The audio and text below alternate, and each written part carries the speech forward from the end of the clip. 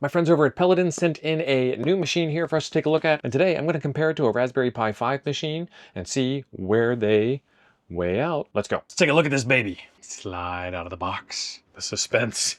That's crazy. All right, we get a manual in multiple languages. Somewhere is going to be English. Oh, it's Russian, Spanish, Chinese, English. Basic operation. Most computers don't really come with a good manual anymore, and I think it's more of one of those things where computers have been in existence since the 1980s. Where have you been? So they don't really give you much of a manual. Or go to YouTube like you are now. Product warranty card in Chinese and in English. Okay. Qualified certificate. Not a quality certificate, a qualified certificate. So if you thought QC meant quality control, you were mistaken. Like I was.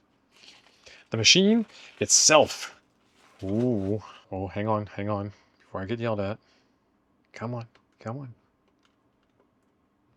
Come on. There it is.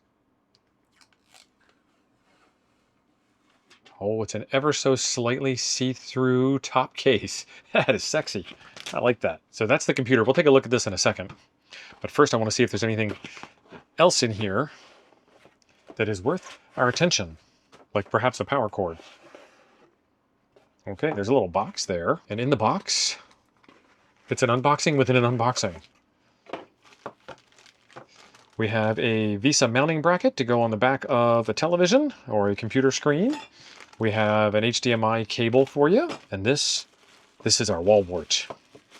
DC barrel jack on one side, and then this plugs right into the wall, obviously. But sometimes they have them where it's a cord that then goes into a power brick that then goes out to another cord that then goes into the computer. And that is not what this is. What is the output power on this? 19 volts, 3.420 amps, 3,420 milliamps. I was trying to convert that in my head for some unknown reason. But that's actually not a whole lot of power. 19 volts, 3.5 amps. You could probably run that off of a USB-C power supply. And depending on the size of that, I might have to go get me a USB-C 19 volt adapter. Anyway, power supply, mounting bracket, and HDMI cable. Nice. Let's take a walk around the outside of this. First off, there's more peely thingies. One, actually that's number 2. And then there's one on the back, but that one on the back is underneath this please note thing here.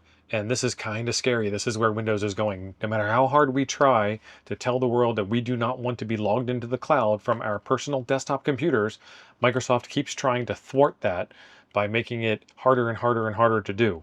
And so depending on when this thing was imaged, even this might not be true. What they're telling you to do is do not attach to your Wi-Fi and do not attach to the internet via regular old Ethernet cable during the install process, because there's your third peel, because that will create that Microsoft account. So don't do that, and you shouldn't create the Microsoft account based on this. But I'm going to bypass all of that by installing Linux on this. So there's your mounting screw holes, some fans around there. This is a 4300U 8 gig 256 gig model. So 8 gigs of RAM, 256 gigs of storage space. And how do we get into this? So there's a little slot there to stick your finger into, and it just pops right up tool free. Is that magnetic? Oh, it's magnetic. Nice. And we have 2 spots for RAM, but I do believe this is a dual channel RAM to begin with. So we'll have to take a look and see if that's true or not. It comes with 8 gigs. You can put an additional 8 gig stick in there. And then you have a M.2 2280 SATA drive. And then you have a second slot here for a shorter drive. And then hiding underneath of that is your Wi-Fi card. And then this is your main machine. CPU is on the bottom. And then you have your cooling fin. So your cooling is like half of it. Your heatsink is the entire bottom with the fan. And then your ports and all are above all of that, above board. Your ports are above board. Isn't that nice? So expandable. Nice. Put the case back on here in the way that it goes. We've got a Kensington lock spot. We've got HDMI, so 2.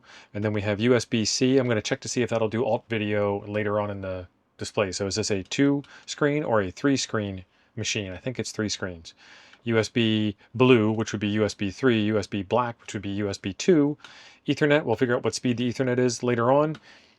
Headphones on the front, 2 USB 3 ports, and your power port.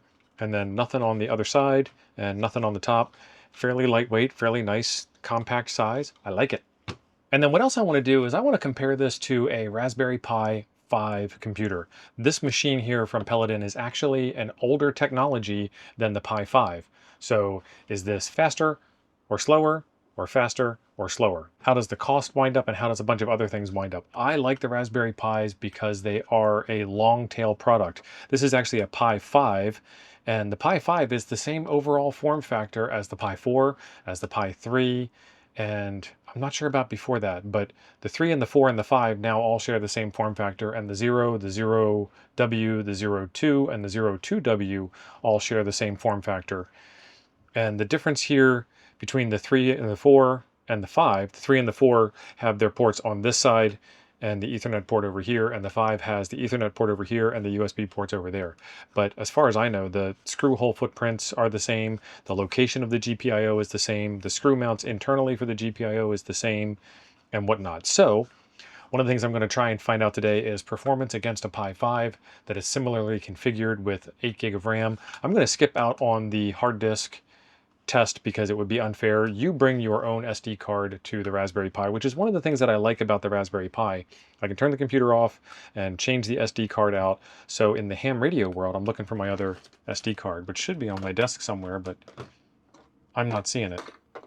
So pretend I have a second SD card in my hand. I can have one for All-Star, and I can reach over and grab my other one, and this one here is for FT8, and I can reach over and grab my other one, and this one here is for WinLink and logging and so on.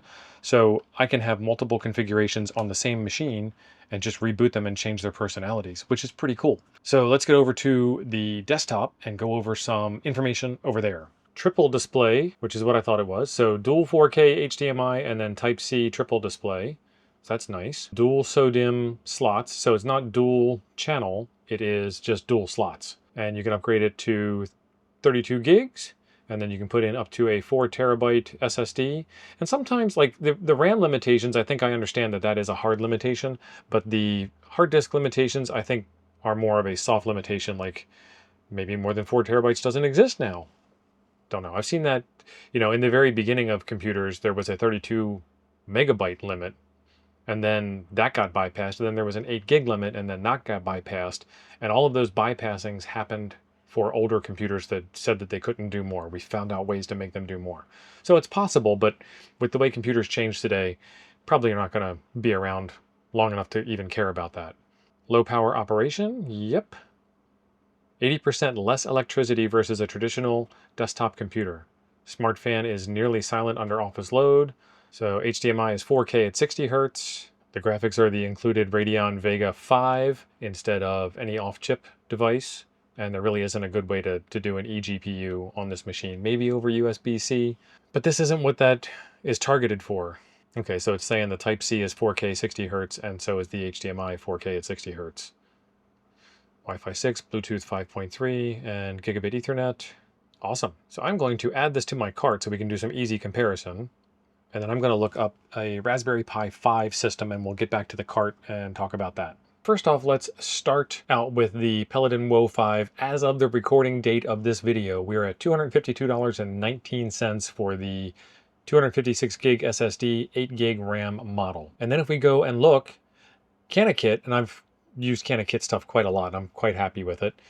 This one is an interesting kind of edge case beast. It is a Raspberry Pi 5 desktop PC with an SSD, fully assembled, and 256 gig at that. And so let's take a look at this one here specifically because it gets a little interesting. This is that smaller size SSD card. So the smaller size SSD cards are going to be a little bit more expensive because of their size difference. And then also you need to get the adapter hat to go on top of it, so that way you can see a way to plug in your SSD. And this goes to the GPIO and then also has a ribbon cable attached to it to get into the slot down here in order to connect it to it. So it comes with all of that extra stuff. It also comes with the case, it comes with the power supply. So this is a very apples to apples comparison, even though technically this is, you know, a Raspberry Pi branded SSD, and probably means it's a little bit more expensive than the PELADN branded SSD that's inside of the PELADN machine. Not making excuses, just trying to give you some extra information, because I don't care either way. It just is what it is.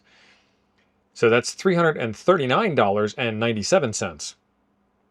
And then I've included this other one here. This is a regular old-fashioned CanaKit Pi 5 Essentials. CanaKit Canada is actually part of this. They're a Canadian company, I believe. So CanaKit, Canada, Canada Kit, CanaKit. Ta-da! Now you know the origin of that word. Raspberry Pi 5 Essential Starter Kit. It does come with a 32 gig SD card, which isn't safe for the comparison of this. So I do have another model, but we'll take a look at this first. So $252 for the PELADN versus $219.99 for the Pi 5 with the 32 gig SD card. And then looking a little farther, I can get a CanaKit version that comes with a 256 gig SD card installed, and you get the heatsink in the case and so on. Do you actually get the power supply as well? Yes, you get the power supply as well. And so that's a little more Pi flavored friendly comparison between that, but it's, you know, $100 more to get it with the 256 gig SD card than with the 32 gig SD card. Otherwise, all things being equal between these two machines.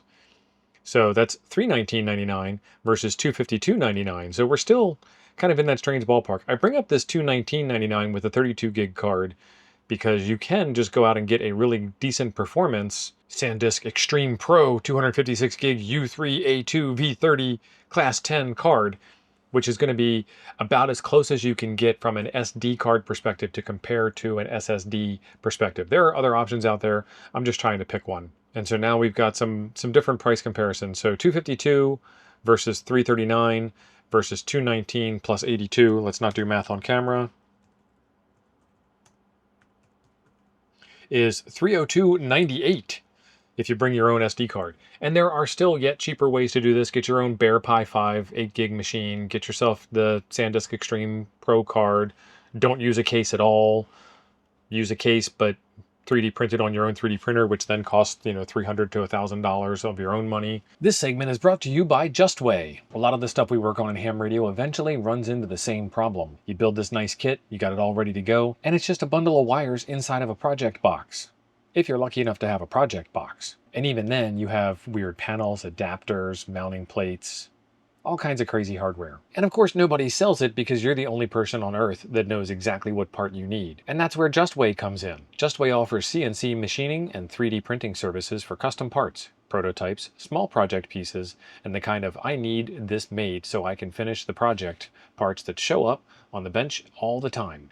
Check out Justway at the link in the description. Send them your design, get a quote, and see what it would take to bring that project out of the computer and into your hands. Thanks to Justway for sponsoring this video. I think that this specific version of the SSD with the Pi is probably a little overpriced, and I would probably think about getting something like a different case. I can't remember the name of the company, Argon.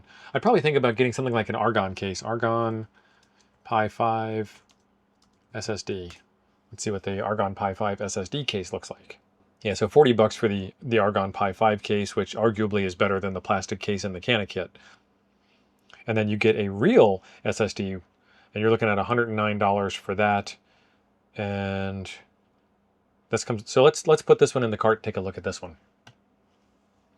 Put that in the cart, and then I need a bare Pi 5, bare heat sinks, and Pi 5. Let's go back to our cart, and now we can take a look at that.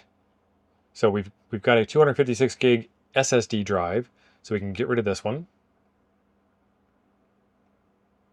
And we can get rid of this one. And so now we are at 209 plus 109 would be 318. So 318 versus 252 for the PELADN. And so there are some arguments in both directions here, and that's where it gets a little interesting. There's a way to run Windows on a Pi 5. There's a way to run Linux on the PELADN x86 machine. There are plenty of things you can do on GPIO with a Pi 5 that can also be done with USB adapters and dongles on an x86 machine. So I guess really it comes down to a price-performance situation, and can this older architecture PELADN machine keep up with a slightly newer but yet still old by today's standards Raspberry Pi 5.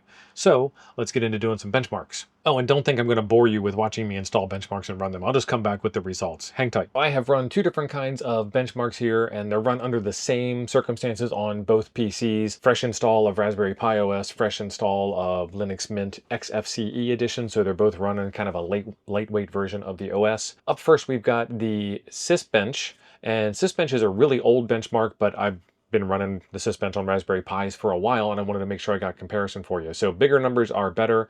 The Pi 5 beats it on CPU performance on Sysbench. The Pi 5 beats it on memory performance on Sysbench. And I have an SD card that I used just so you get the numbers for comparison's sake. But again, don't compare SD technology to SSD technology. Wildly different types of things. It's like comparing a Volkswagen Beetle from the 60s to a Volkswagen Beetle from the 2000s. So there's your numbers for disk read and disk write there. I also ran Stress NG, and Stress NG is a newer version of the benchmark, and there are tons of different kinds of benchmarks out there. The idea is just to get you guys some ballpark figures, some numbers to see where they compare. And at this point, it looks like the CPU is the first line here versus the CPU on the Pi. So the CPU is still stronger on the Pi 5 and the new benchmark. Then we also have virtual memory tests, and the Pi 5 looks like its memory speed is a little bit better. And then we have the hard disk test, and you can see that the hard disk in the WO5 from PELADN outperformed, again, the SD card in the Raspberry Pi 5. So some interesting numbers there, and it looks like it's really just kind of anybody's game, and it comes down to price and purpose. So both of them have their pluses and minuses, and I'm really not sure myself which one wins out. I guess it really depends on your use case. I do happen to like using the Raspberry Pi just because, number one, it's an alternative thing, and number two, I like the long tail form factor. A lot of the mini PCs come in different sizes, even different sizes from different manufacturers, so it's kind of hard to nail them down. If you're using this in a ham shack and you're sticking it on a VESA mount behind a monitor, that doesn't matter to you. If you're making it into a Go box, then power consumption matters. The WO5's got good power consumption, and size matters, and the Pi 5 beats it on size. So kind of crazy. So if you want to see more comparisons like this, then be sure you are subscribed to the channel by clicking the link down below. I've also got links for the different configurations of the machines that are in there. And if you'd like to see how easy it is to put Windows to rest by overwriting it with Linux Mint, I've got a video for you right over here that does just that. Thanks for being awesome. I'll see you over there.